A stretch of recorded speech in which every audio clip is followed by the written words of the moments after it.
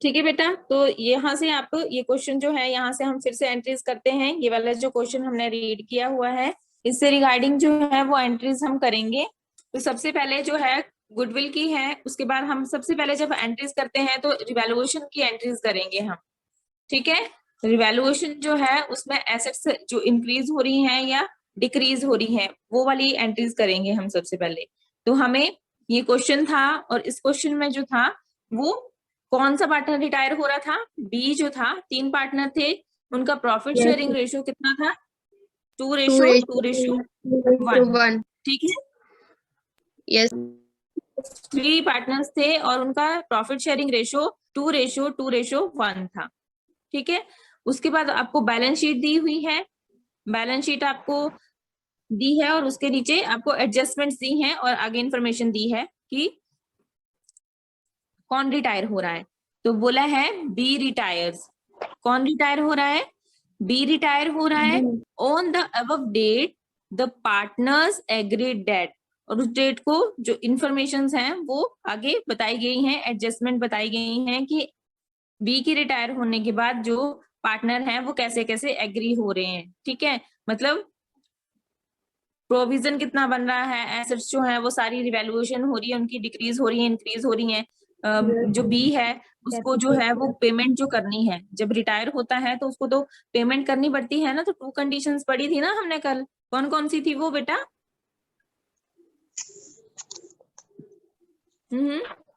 Students जल्दी, 2 conditions होती है ना जब पार्टनर रिटायर होता है। ठीक है, तो उसको पेमेंट जो है वो 2 तरीके से की जा सकती है। कौन कौन सी थी?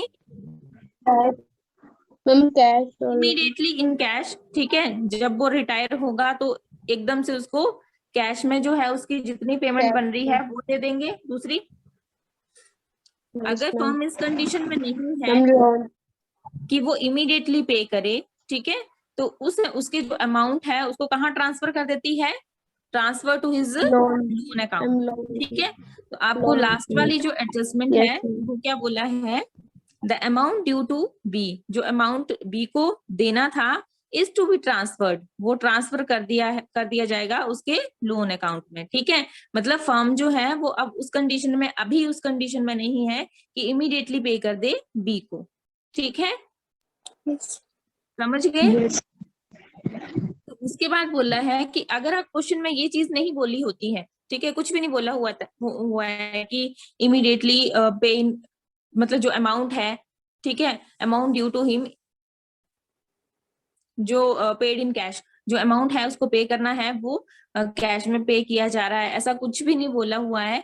और ये भी नहीं बोला है कि transfer to his loan account, ऐसा कुछ भी नहीं बोला है। तो आपने क्या करना है, आपने सेकंड वाला ये जो है ना, अमाउंट ड्यू टू बी या जो भी होगा, transfer to his loan account, ये वाली कंडीशन जो है फॉलो करनी है। ठीक है, अगर क्वेश्चन साइलेंट है, समझ गए? Yes ma'am.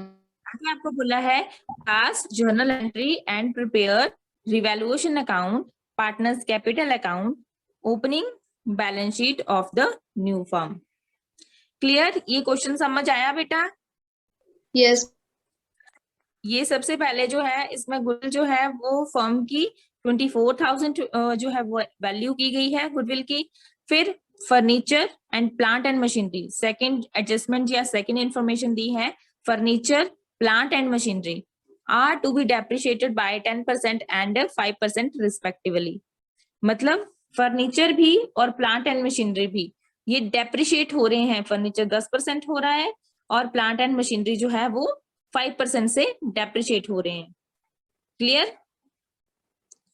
नेक्स्ट है provision for doubtful debts is to be increased to ₹1,500। अब प्रोविजन जो है फॉर डाउटफुल डेट्स लायबिलिटी है या एसेट्स है?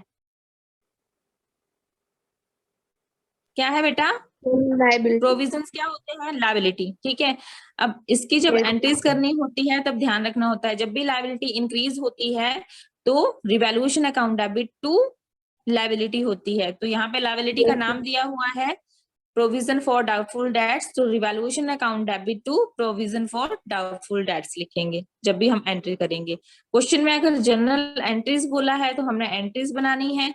अगर क्वेश्चन में यहाँ से स्टार्ट किया है कि प्रिपेयर रिवैल्यूएशन अकाउंट, तब हमने जनरल एंट्रीज नहीं बनानी है। हमारे जब हम क्वेश्चंस करते हैं तो इतना वो हो जाता है कि विदाउट एंट्रीज ही हम रिवैल्यूएशन अकाउंट बना सकते हैं। ठीक है, समझ गए। अब ये क्वेश्चन जो है आपको ऐसे क्वेश्चन जो है वो आते हैं, 6 मार्क्स के आते हैं, तो आपने ध्यान रखना है कि जनरल एंट्रीज पूछी हैं या नहीं पूछी हैं। इस क्वेश्चन में पूछी हैं तो बनानी है, अगर नहीं पूछी होंगी तो आपने सीधा यहाँ से रिवैल्यूएशन अकाउंट से ही स्टार्ट करना है। क्लियर? Yes. नेक्स्ट है stock and building are to be appreciated. Appreciated का मतलब बढ़ रहे हैं, ठीक है, एप्रिशिएट हो रहे हैं बाय 20% एंड 10% रिस्पेक्टिवली। ठीक है, तो स्टॉक Yes, ma'am. और बिल्डिंग ये दोनों ही क्या है, स्टॉक करंट एसेट्स है और बिल्डिंग जो है वो फिक्स्ड एसेट्स है, बट दोनों ही एसेट्स हैं, दोनों ही एप्रिशिएट हो रही हैं, बढ़ रही हैं, तो 20% और 10% से।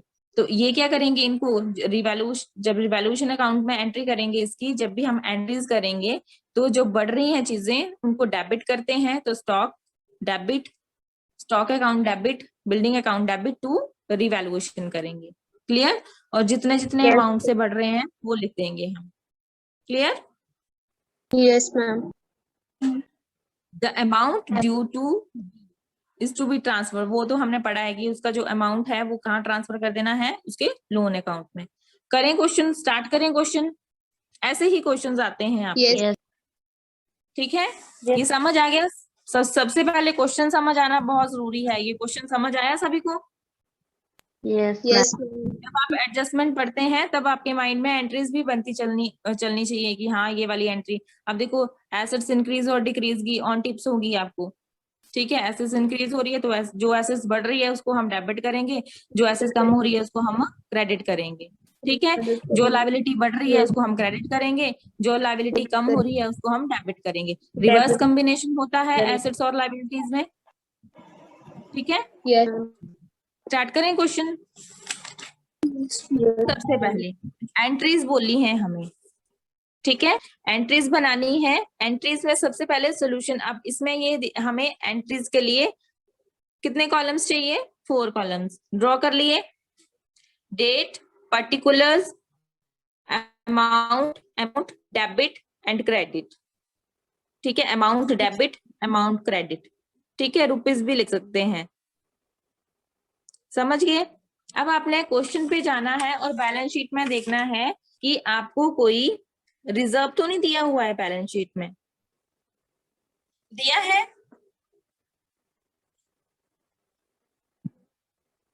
देखिए बेटा, आपकी बैलेंस शीट में रिजर्व है? Yes, ma'am. रिजर्व कितना है?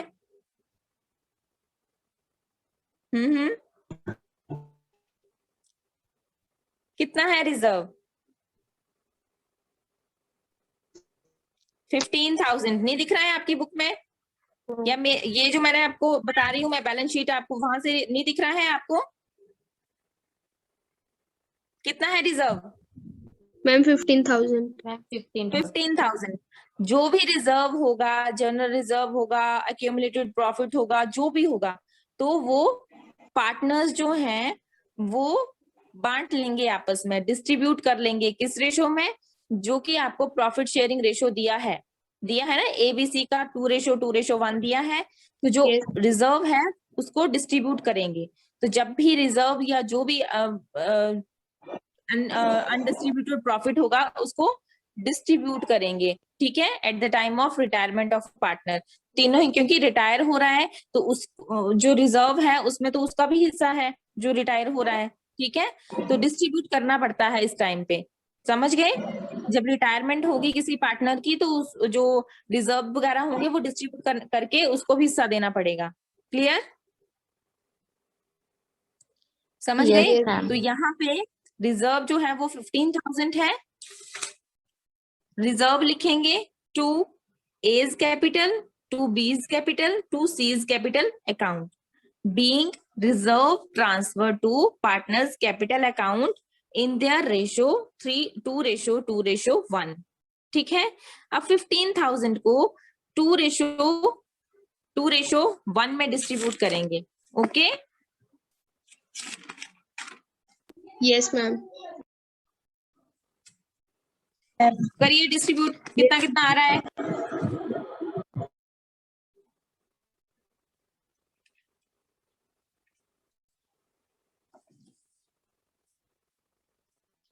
ए के लिए कितना है? 15,000 1,000. इंटू 2/5 कितना आ रहा है? Ma'am, rupees 6,000. 6,000। Very good. B का 15,000 into again 2/5 ma'am 6,000। Okay. And c 15,000 कितना है सी का? 3,000. Profit sharing ratio 1/5 3,000। Ma'am, कितना हो 3,000. जाएगा? 3,000। Okay rupees 3,000। तो जो रिजर्व है वो डिस्ट्रीब्यूट होगा अमंग द पार्टनर्स। किस रेशियो में होगा? 2:1 में होगा। तो ए को कितना मिलेगा? 6,000, बी को कितना मिलेगा? 6,000 और सी को कितना मिलेगा? 3,000। ठीक है, 2:1। क्लियर? Yes ma'am. रिजर्व जो है वो डिस्ट्रीब्यूट करने की क्या एंट्री होती है? क्या एंट्री होती है बेटा? Reserves Account debit to account A goods to A's capital account, B capital account and C capital account. Capital account to C's capital account. ठीक है, और जब आप लिखेंगे इसको तो कैसे लिखेंगे? साथ में आप ब्रैकेट में यहाँ इस साइड जो है ऐसे भी लिख सकते हैं 15, जैसे मैंने यहाँ पे किया ना वर्किंग नोट में, आप साथ साथ में ऐसे भी कर सकते हैं। आपके मार्क्स नहीं कटेंगे अगर ऐसा करते हैं साथ में तो। ठीक है, Yes, ma'am. 2/5 और 15 इंटू 1/5। ओके, कितना रिजर्व था? 15,000 था। Yes, ma'am. ए को कितना मिला? 6,000, बी को भी 6,000 और सी को 3,000। 3,000. समझ आ गई first entry? Yes, ma'am. Being reserve transfer to partners capital account in their old ratio या in their ratio। वैसे जो हमारा फर्स्ट पहले जो हमें लाइन में दिया होता है वो हमारा ओल्ड रेशियो ही होता है। ठीक है, फर्स्ट एंट्री क्लियर है? रिजर्व जो है वो डिस्ट्रीब्यूट करने की या ट्रांसफर करने की। ठीक है, Yes, ma'am. अब सेकंड क्या बोला है? सेकंड बोला है जो फर्नीचर है और furniture plant and machinery are to be depreciate. Depreciate का मतलब कम हुए हैं। ठीक है, फर्नीचर जो है वो 10% से कम हुआ है और प्लांट एंड मशीनरी जो है वो 5% से डेप्रिशिएट हुए हैं। अब देखो बैलेंस शीट में अमाउंट देखो बेटा, फर्नीचर का कितना अमाउंट है? कितना है अमाउंट फर्नीचर का? 10,000। 10,000 इंटू 10%, 1,000. 1,000। फर्नीचर की वैल्यू जो है वो 1,000 से कम हो रही है, यानी कि वो 10,000 से 9,000 का रह गया। ठीक है, तो डेप्रिसिएशन कितनी लगी? 1,000। 1,000 से कम हो रहा है ना। और प्लांट एंड मशीनरी कितनी है? बैलेंस शीट में देखो बैलेंस कितनी है बेटा? 40,000। 40,000 है और वो 5% से कम हो रहा है। 5%. 40,000 इंटू 5% कितना बना? 40,000 इंटू 5%। कैलकुलेट करो बेटा जल्दी। 2,000. 2,000। ठीक है, तो जो डेप्रिशिएट हो रहा है, कम हो रहा है, तो उसकी एंट्री करते हैं। जो एसेट्स कम हो रही है, जिसकी वैल्यू कम हो रही है, उसकी कैसे एंट्री करते हैं? रिवैल्यूएशन में करवाई है ना एंट्रीज। क्या एंट्री होगी बेटा? Revaluation account, debit to furniture account, plant and machinery account. Good. देखो लिखो रिवैल्यूएशन, सॉरी, हाँ, रिवैल्यूएशन अकाउंट डेबिट कम हो रही है ना, ये Yes, ma'am. बढ़ रही होती तो हम क्या करते हैं, एसेट्स को डेबिट करते। ठीक है, अब Yes, ये क्या हो रही है, कम हो रही है, तो revaluation account debit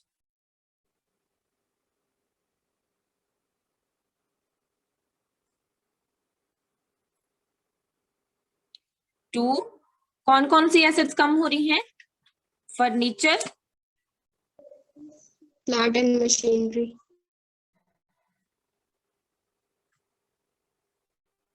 account to plant and machinery. Clear.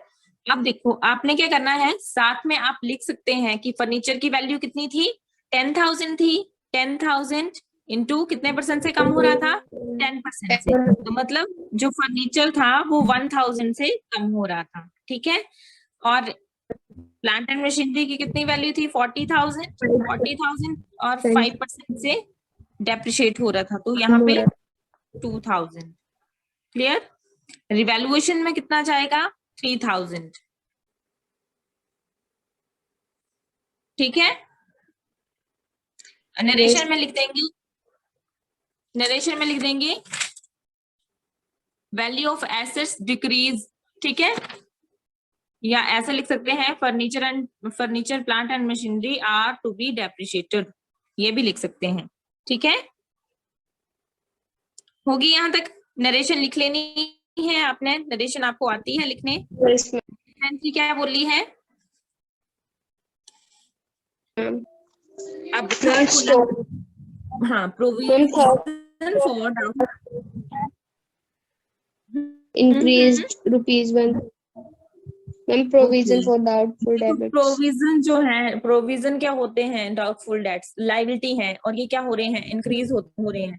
जब भी लाइबिलिटीज इंक्रीज होती है तब क्या एंट्री बनती है, क्या बनती है बेटा, revaluation account debit to liability बनती है ना। ठीक है, Yes, ma'am. तो यहाँ पे क्या करेंगे, revaluation account Debit to provision for bad debits account. To, अब लाइबिलिटी का नाम दिया है हमें, ठीक है, तो यहाँ पे नाम दिया है तो हम क्या लिखेंगे, to provision For bad debits For- account. Bad debts. ठीक है, समझ गए। अब हमें कैलकुलेट करने की जरूरत नहीं है, इन्होंने कैलकुलेट करके ही दिया है हमें, कितना दिया है, 1,500। ठीक है, 1,500। अब देखो प्रोविजन जो है यहाँ पे भी है, यहाँ पे भी है प्रोविजन। ठीक है, कितना है, 1,000 है, और यहाँ पे भी कितना है, 1,500, यानी कि 500 रुपए जो है वो बढ़ रहे हैं, तो यहाँ पे हम 1,500 लिख देंगे। ठीक है, नरेशन में आप लिखेंगे being provision for doubtful debt is to be increased. ठीक है, अब देखो आपको एक चीज और भी है, यहाँ देखो लाइबिलिटी है और ये एसेट्स वाली, हम कंबाइंड एंट्री भी कर सकते हैं। यहाँ भी रिवैल्यूएशन अकाउंट डेबिट हो रहा है, और जो हमारी सेकंड एंट्री थी ना उसमें भी रिवैल्यूएशन अकाउंट डेबिट हो रहा है, और जो थर्ड एंट्री है उसमें भी हमारा रिवैल्यूएशन अकाउंट डेबिट हो रहा है। तो ये डेबिट जो है, रिवैल्यूएशन जो है वो कॉमन है दोनों साइड। ठीक है, तो कंबाइंड एंट्री भी की जा सकती है, कैसे, revaluation account debit to furniture to plant and machinery to, क्या करेंगे, provision for Bad doubtful debits. Debts. कर सकते हैं ऐसे, Yes, कर सकते हैं ना। ma'am. Yes.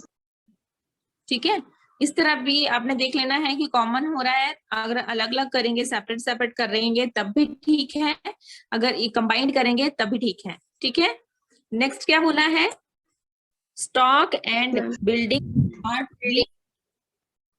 appreciated by 20% and 10% respectively. Respectively का मतलब क्या होता है कि जैसे आपको ये दिया हुआ है ना, स्टॉक दिया है पहले, तो वैसे ही आपको परसेंटेज पहले दी होगी उसकी, ठीक है। बिल्डिंग बाद में दी है तो बिल्डिंग की एप्रिशिएट की परसेंटेज भी बाद में दी होगी, ऐसे रिस्पेक्टिवली का मतलब वो है, ठीक है।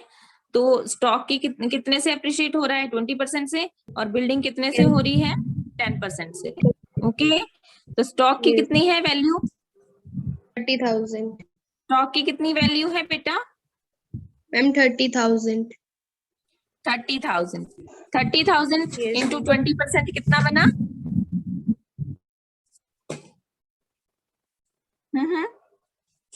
एप्रिशिएट हो रहे हैं ना, बढ़ रहे हैं ये बेटा, बढ़ रहे हैं। तो यहाँ पे क्या करेंगे, जब बढ़ती है ना एसेट्स की वैल्यू, तो उनको क्या करते हैं? डेबिट करते हैं। कम हो रही थी तो हमने क्रेडिट किया था ना, उनको क्रेडिट किया था। Stock account debit, ma'am 6,000. Stock account debit, building account debit, ठीक है, to revaluation account.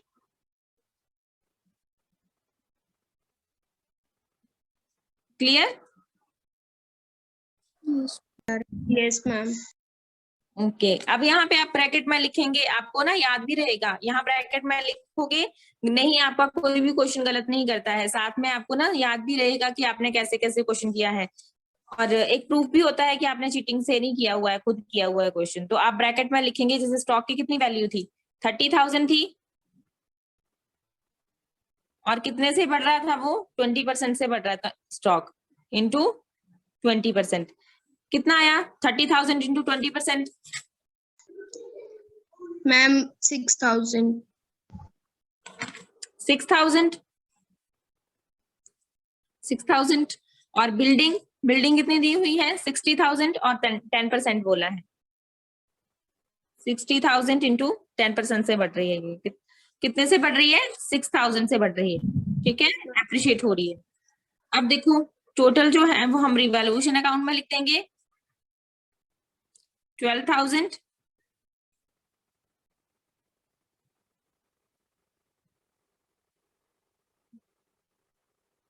Clear? Clear है यहाँ तक? पूछना Yes, है किसी मैम. ने कुछ? कोई डाउट है? No, ma'am. पूछना है बेटा, पूछो।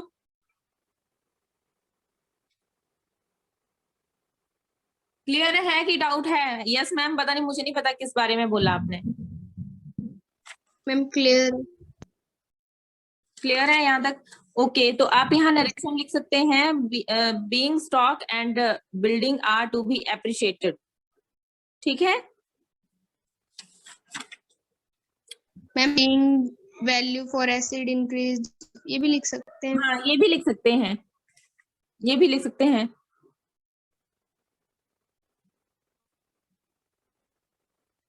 नेक्स्ट है आप इसके लिए आप ना अब 3 एंट्रीज के लिए आप स्पेस छोड़ेंगे और आप बनाएंगे रिवैल्यूएशन अकाउंट।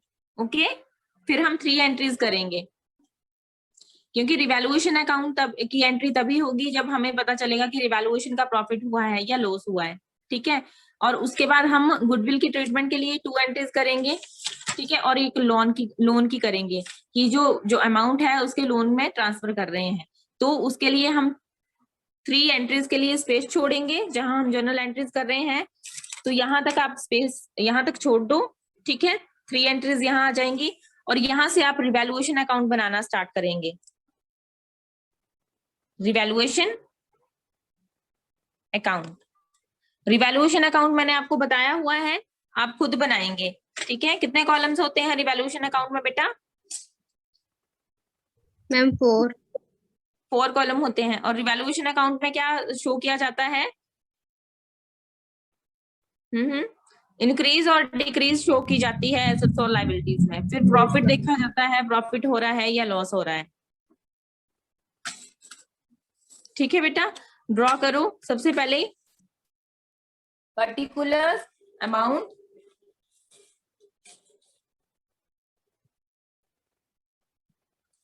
ड्रॉ करिए बेटा।